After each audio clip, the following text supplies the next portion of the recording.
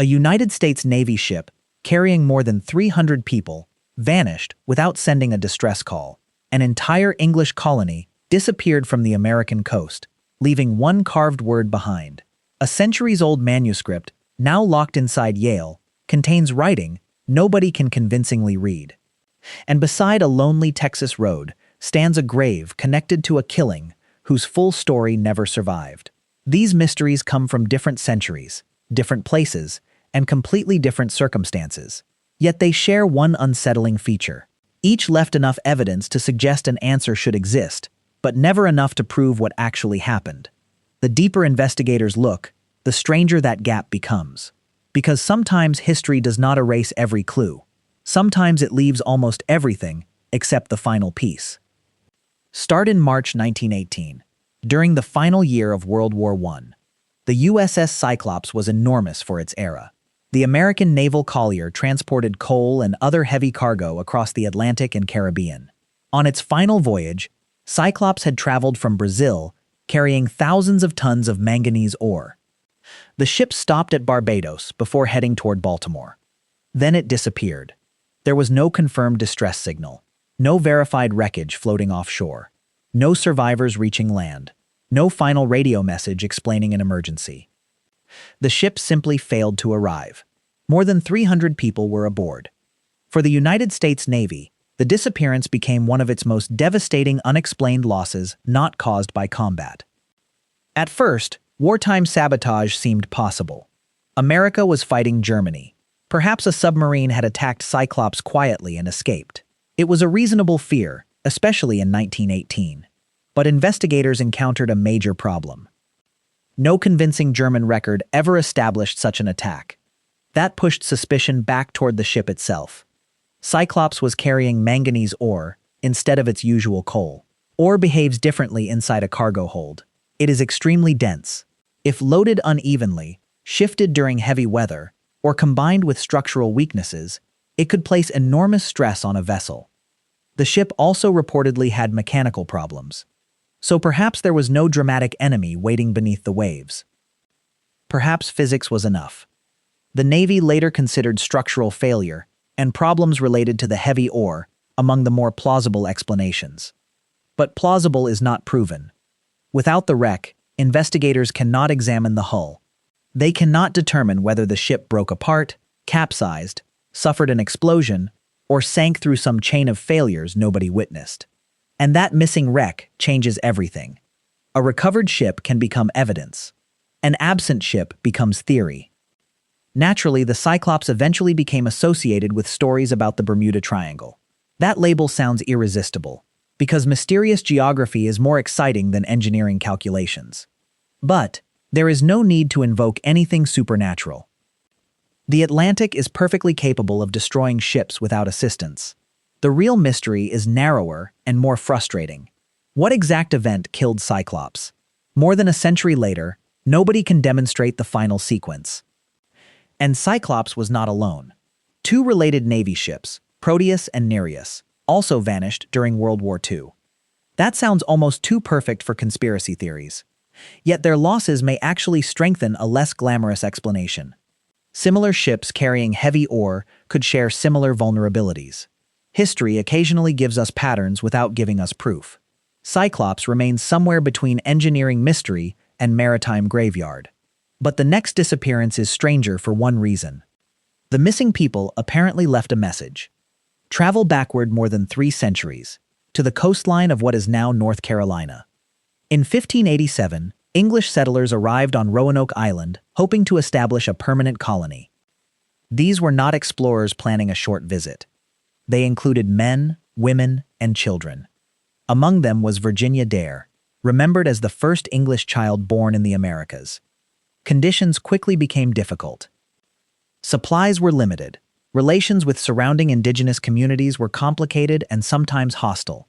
The colonists eventually sent their governor, John White, back to England for assistance. White intended to return quickly. History had other plans. War between England and Spain delayed his voyage. 3 years passed. When White finally returned in 1590, he expected to find the colony he had left behind. Instead, he found an abandoned settlement. The colonists were gone. There were no bodies proving a massacre, no surviving written account explaining their departure, no group waiting desperately for rescue. But there was a clue. The word Croatoan had been carved into a wooden post. Another shorter carving, CRO, was reportedly found elsewhere. Before leaving, White and the colonists had agreed upon a basic signal. If they relocated, they would leave information indicating where they had gone. If they departed under severe distress, they were supposed to add a cross. No cross appeared beside the surviving message. That matters. Croatoan was not meaningless. It referred to an island south of Roanoke, today known as Hatteras Island, and to the indigenous people living there. The obvious explanation is therefore surprisingly practical. The settlers may have moved, but White could not immediately confirm it. Bad weather and other problems forced his expedition away before he could properly investigate Croatoan. Imagine missing someone for 3 years, discovering a note saying where they probably went, then being physically prevented from checking. History sometimes has brutal timing. Over the centuries, theories multiplied. Perhaps the colonists joined indigenous communities. Perhaps some relocated inland. Perhaps disease killed them. Perhaps conflict destroyed the colony. Perhaps different groups separated and experienced different fates. Archaeological discoveries have produced tantalizing possibilities, including European objects found at locations connected with proposed migration routes. But artifacts alone do not automatically identify individuals. A European object can travel through trade. It can be reused. It can move long after its original owner disappears. So the famous lost colony may not have vanished in one dramatic event. That might be the biggest misconception. We imagine 118 people disappearing together because mystery prefers a single moment. Reality may have been messier. Families could have separated. Some may have survived for years. Others could have died. Some may have integrated into nearby communities. Instead of one solution, there may be several. And the surviving word Croatoan might not be an eerie final message at all. It might be the clearest answer they were capable of leaving, which creates a strange possibility. The mystery may survive, partly because the person who understood the clue never reached the place it indicated. Now jump forward several centuries and move north to Connecticut. Inside Yale University's Voynich Rare Book and Manuscript Library sits a document officially cataloged as MS-408. Most people know it by another name, the Voynich Manuscript. At first glance, it looks like something designed specifically to ruin a cryptographer's weekend. Its pages contain unfamiliar writing surrounded by bizarre illustrations. There are plants that resist easy identification, astronomical-looking diagrams, circular charts, human figures, including women shown inside strange pools, tubes, and interconnected structures. Then there is the writing. Line after line uses a script that appears organized and deliberate. Characters repeat. Words form patterns. Sections appear visually structured. Yet nobody has produced a universally accepted translation. The manuscript became famous after rare book dealer Wilfred Voynich acquired it in 1912. Modern testing pushed its history much further backward. Radiocarbon analysis of its parchment places the material in the early 15th century. That immediately complicates the easiest explanation. If somebody created the entire object as a modern prank, they chose centuries-old material with extraordinary commitment. Researchers have proposed almost every reasonable interpretation. Maybe the manuscript contains a genuine unknown language. Maybe it uses an elaborate cipher. Maybe the text encodes medical, botanical, astronomical, or alchemical knowledge. Maybe it represents a constructed writing system. Or maybe the apparent language is meaningless. That last possibility sounds easy until you examine the problem. Random gibberish usually behaves like random gibberish. Voynich text contains statistical patterns resembling structured language in certain ways. Words occur with different frequencies. Some forms appear more often in particular sections. Certain characters tend to appear in predictable positions. Whatever generated the text seems to follow rules. But rules do not guarantee meaning. A skilled creator could generate systematic nonsense. That leaves researchers trapped between two difficult possibilities. Either the manuscript contains information hidden behind a system we still cannot reconstruct, or somebody centuries ago created hundreds of pages of extraordinarily disciplined pseudo-language. Both are remarkable, and despite dramatic headlines that periodically announce the Voynich manuscript has finally been solved, no proposed translation has achieved broad scholarly acceptance. That is an important distinction. Producing an interpretation is easy. Producing one that consistently explains the entire manuscript is much harder. So today, one of history's most famous unread books sits not inside a secret underground vault, but inside an American university library. Anyone can examine digital images of it. The mystery is visible. The answer is not. Our final case requires no ocean and no cipher, just a grave beside a remote road. In Big Bend National Park, Texas, near the Old Ore Road, stands the grave marker of Juan de Leon. The inscription gives precise dates. He was born on June 24, 1906. He died on July 19, 1932. That sounds unusually specific for an unsolved historical mystery. We know a person. We know a location. We know a date. We even know something about the death. Juan de Leon was shot and killed while riding his horse. What remains uncertain is exactly why. Accounts preserved around the case point towards several possibilities, but the complete circumstances are unclear. And this reveals another way mysteries survive. Sometimes nothing supernatural happens. Nobody disappears into thin air. There is simply no surviving evidence strong enough to transform local memory into certainty.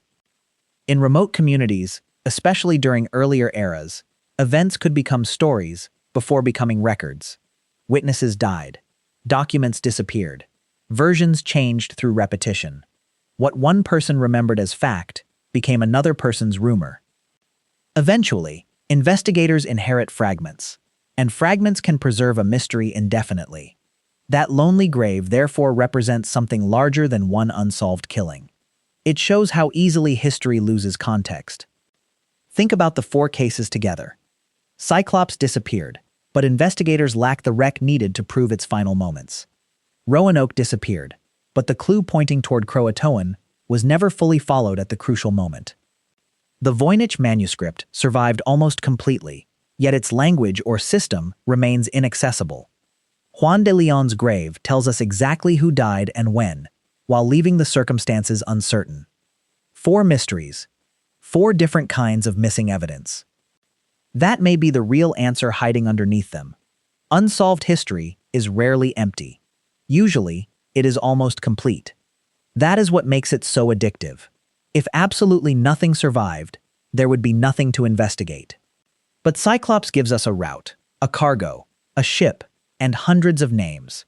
Roanoke gives us an abandoned colony and a destination carved into wood. Voynich gives us hundreds of surviving pages. Juan de Leon gives us a grave, a date, and a violent death. Each mystery brings us painfully close. Then the trail stops. Could any of them still be solved?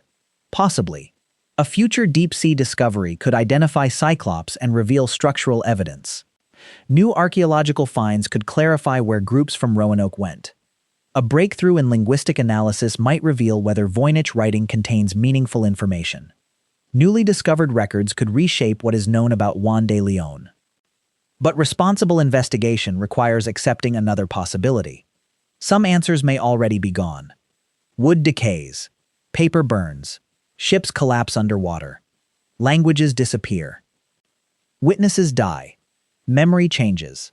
History is not a perfect recording of the past. It is whatever evidence survives the journey to us. And perhaps that is why these mysteries remain so powerful. They remind us that the past was once the present. Every person aboard Cyclops expected another destination. Every Roanoke settler had plans beyond 1587. Whoever created the Voynich manuscript presumably understood those strange pages. Juan de Leon began July 19, 1932, without knowing his grave would someday become a historical question. To them, there was no mystery. There were only events happening in real time. The mystery appeared later, when crucial pieces vanished. So when someone promises a magical explanation for an unsolved historical case, remember the less exciting possibility first. The ocean does not keep records. Abandoned settlements do not explain themselves. Books can outlive the knowledge required to read them. And graves preserve bodies better than stories. Somewhere beneath American waters, across archaeological sites, inside forgotten archives, or hidden in patterns researchers have overlooked, one of these answers may still exist. Or perhaps all that remains is enough evidence to prove something happened, but never enough to tell us exactly what. And that may be history's most unsettling mystery of all.